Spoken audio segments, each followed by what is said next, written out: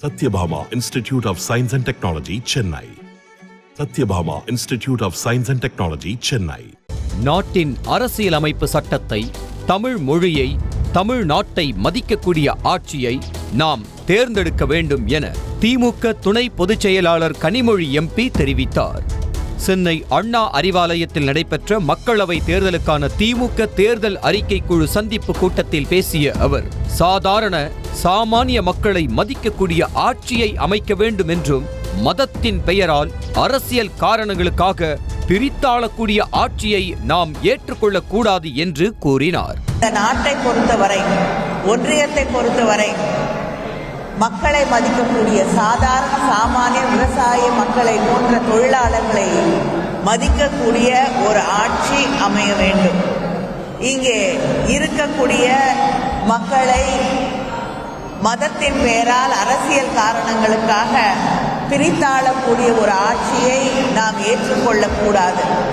இந்த நாட்டின் எதிர்காலத்தை பற்றி கவலைப்படக்கூடிய, இந்த நாட்டின் அரசியலமைப்பு சட்டத்தை மதிக்கக்கூடிய, தமிழ் மொழியை, தமிழ்நாட்டை மதிக்கக்கூடிய ஒரு ஆட்சியை அங்கே நாம் உருவாக்கி காட்ட வேண்டும். பிரதமர் மோடியின் செயல்பாடுகளால் கவரப்பட்டு, வளர்ச்சி அரசியலால் ஈர்க்கப்பட்டு அதிமுக, திமுக, காங்கிரஸ் என அனைத்து கட்சியினரும் பாஜகவை நோக்கி வருவதாக மத்திய இணை அமைச்சர் எல் முருகன் தெரிவித்தார்.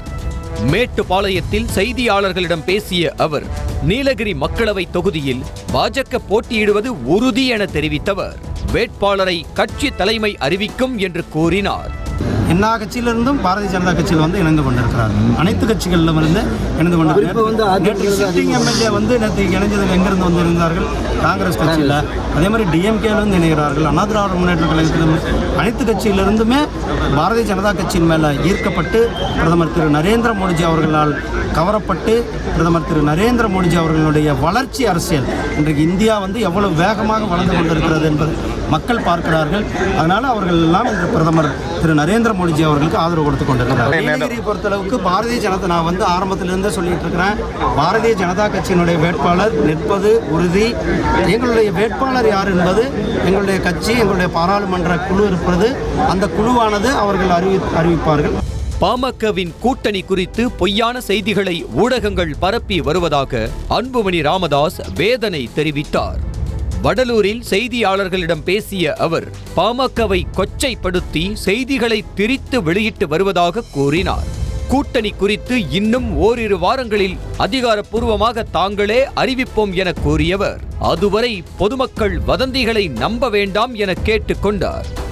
நாள் முழுவதும் பாட்டாளி மக்கள் கட்சி இங்கே பேசினார்கள், அங்கே பேசினார்கள், இது முடிந்து விட்டது, அது முடிந்து விட்டது என்றெல்லாம் வருகின்ற செய்தி பொய்யான செய்தி. நாங்கள் இன்னும் ஓரிரு வாரத்திற்குள் எங்களுடைய நிலைப்பாட்டை உங்களிடம் தெரிவிப்போம். அதுவரை தயவு செய்து பொறுத்துக் கொள்ளுங்கள். அதிகாரப்பூர்வமாக எங்கள் மூலமாக செய்தி வருகின்ற வரை பொதுமக்கள் யாரும் எந்த செய்தி வந்தாலும் அதை நம்பாதீர்கள்.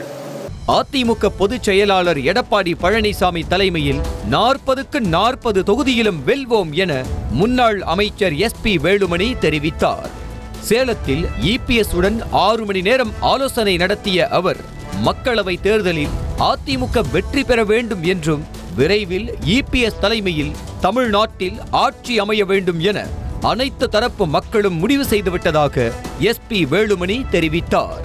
மாண்புமிகு எதிர்க்கட்சி தலைவர், கழகத்துடைய பொதுச் செயலாளர் எடப்பாடியார் தலைமையிலே 40க்கு 40 வெல்வோம். அதே போல எடப்பாடியார் தலைமையில் நல்ல கூட்டணி அமையும். இன்னைக்கு ஒட்டுமொத்தமாக தமிழ்நாட்டில் இருக்கக்கூடிய பொதுமக்களும் சரி, அனைத்து தரப்பு மக்களும் அதிமுக கூடிய நாடாளுமன்ற உறுப்பினர்கள் வெற்றி பெற வேண்டும். கூடிய விரைவில் எடப்பாடியாருடைய ஆட்சி தமிழகத்திலே மலர வேண்டும் என்று மக்கள் முடிவு செய்தார். எந்த கூட்டணியில் சேருவது என்பது பற்றி இன்னும் முடிவெடுக்கவில்லை என்று சமத்துவ மக்கள் கட்சி தலைவர் சரத்குமார் தெரிவித்துள்ளார். நெல்லையில் செய்தியாளர்களிடம் பேசிய அவர், அதிமுகவுடன் 2 கட்ட பேச்சுவார்த்தை நடத்தியிருப்பதாகவும், பாஜகவினரும் தங்களுடன் பேசி வருவதாக கூறினார். நெல்லை தொகுதியில் தான் போட்டியிடுவதற்கு வாய்ப்பிருப்பதாக தெரிவித்த அவர், இன்னும் ஒரு வாரத்தில் அறிவிப்பதாக கூறினார். அண்ணா திராவிட முன்னேற்ற கழகம் 2 கட்ட பேச்சுவார்த்தை நடந்திருக்கு. நீங்களே செய்தி போட்டிருக்கீங்க, பார்த்துருக்கீங்க இல்லையா? ஸோ அதில் என்ன முடிவு எடுக்கணும்னு முடிவு எடுக்க வேண்டிய கட்டாயத்துக்கு தள்ளப்பட்டிருக்கின்றோம். இயக்கத்துலையும் சரி, அவங்கள 2 தடவை பேசிட்டாங்க. அதே மாதிரி பிஜேபியில் இருக்கிற சில நபர்கள் என்னை தொடர்பு கொண்டு பேசணுமேன்னு சொல்லி கேட்டிருக்காங்க. இந்த தொகுதியில் நிற்பதற்கான வாய்ப்புகள் அதிகமாக இருக்கிறது அப்படின்றத எல்லாரும் என் இயக்கத்தின் சகோதரர்கள் சொல்லியிருப்பதால் அதை பரிசீலனையில் உள்ளது. நிற்கிறோமா இல்லையா என்ற முடிவு ஒரு வாரத்துக்கு பிறகு எடுக்கணும். பிரதமர் மோடிக்கு கருப்பு கொடி காட்டியவர்கள், பலூன் விட்டவர்கள் எல்லாம் இன்று அவரை வரவேற்பதாக பாஜக எம்எல்ஏ வானதி சீனிவாசன் தெரிவித்தார். கோவையில் செய்தியாளர்களிடம் பேசிய அவர், பாஜகவின் கொள்கைகளை பிடித்து போய் உன்னதமான உணர்வோடு பிற கட்சியினர் பாஜகவில் இணைவதாக கூறினார். மீண்டும் பாஜக ஆட்சிதான் அமையப் போகிறது என்பதை உணர்ந்து பாஜகவில் மாற்று கட்சியினர் இணைவதாக அவர் தெரிவித்தார். அவங்களுக்கு இந்த நேரத்தில் பிஜேபியோட வந்தா சரியா இருக்குன்னு தோணுது. ஏன் தோணுது? அவங்க இருக்கிற கட்சி அவங்களுக்கு சரியில்லை. 1. 2வது, அடுத்து வரக்கூடிய தேர்தலிலும் பாஜக ஆட்சி தான் மிக உறுதியாக தெரிகிறது. இவங்களோட இணைஞ்சாதான் நம்ம அரசியல் லட்சியங்களை நிறைவேற்றப்படுங்கிறது அவங்களுக்கு உண்மை உணர்ந்திருக்காங்க. அதனால வாய்ப்புகள் கொடுக்கிற இடம், அடுத்த கட்டமாக வருங்காலம் இருக்கிற இடம் எங்க இடம் தான். பிரதமர் நரேந்திர மோடி அவர்களுடைய செயல்பாடுகளால் ஈர்க்கப்பட்டு இந்த கட்சி நாட்டினுடைய வளர்ச்சிக்காக பாடுபடுகிறது என்கின்ற உன்னதமான உணர்வோடு வருகிறார்கள். எங்கள் கட்சியிலே பல்வேறு நபர்கள் இணைவதை பார்த்து அதை பொறுக்க முடியாமல் சொல்கின்றவர்கள் தான் இந்த மாதிரி பண பேரம் இல்ல வேற ஏதாவது பேரம்னு சொல்லிட்டு இருக்காங்க. Sathyabama institute of science and technology, Chennai. Sathyabama institute of science and technology, Chennai. செய்திகளை உடனுக்குடனும் துல்லியமாகவும் தெரிந்து கொள்ள சப்ஸ்கிரைப் பண்ணுங்க.